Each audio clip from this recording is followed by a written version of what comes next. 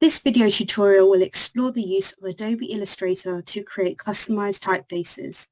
You'll be shown how to create two contrasting examples, one of which is drawn using a Wacom drawing tablet. It will also explain how this can enable students to show evidence towards meeting the assessment objectives, especially AO1 and AO2, when creating their personal portfolio of work. To start, you want to ensure you have Illustrator open. Go to File, New, and you want to make sure you set up your page. This is currently set to a Portrait A3 page. Click on OK. What you then want to do is to create some actual guides for your typeface to sit within. So go to View, Rulers, Show Rulers, and drag from the top. And again, to set your baseline. You then want to ensure that you then click on the actual paintbrush tool, and using your Wacom tablet, you want to ensure that you create your font. So I'm going to create a typeface which is quite cursive. So I have gone with the word lemon, and I'm not entirely happy about how it hasn't sat within the guides. So what I will then do is to actually click on the direct selection tool. I'm actually going to press Ctrl and plus to zoom in a little bit. And you will have various different anchor points once you click onto the actual path itself. So where you have the anchor points, you can actually drag them down to ensure that each of your letters sit within the guides that you have created.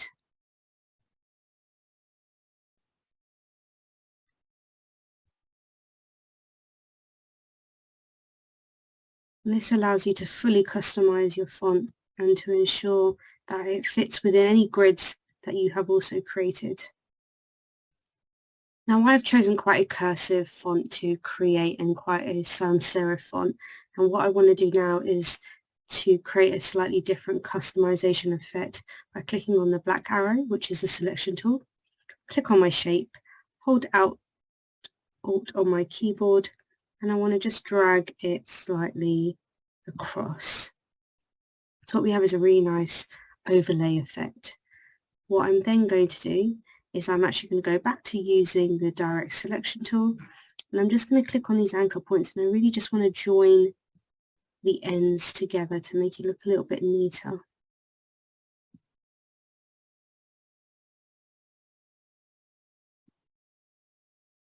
So I'm fairly happy with how this now looks, and what I want to do is to now turn it into an actual shape so I can start to add colour.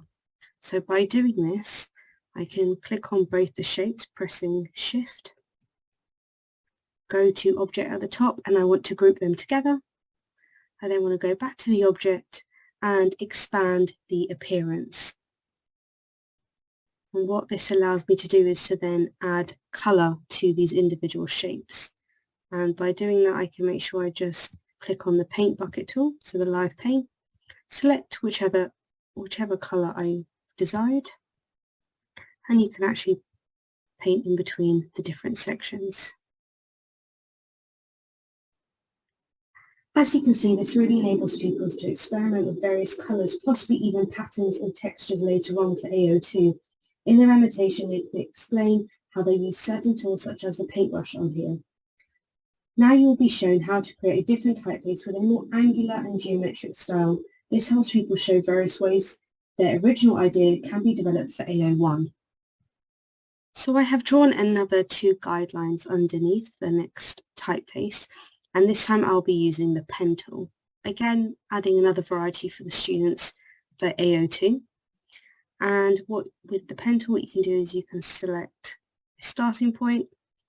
The guides automatically, if you have smart guides on, they can help you.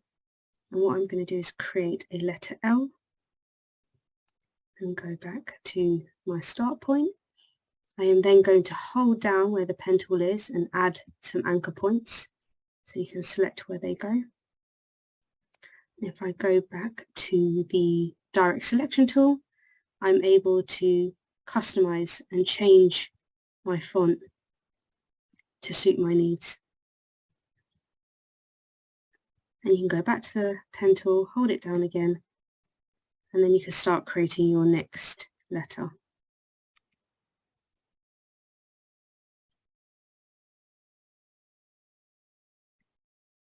So over here I am creating a bit more of an angular style for the letter E.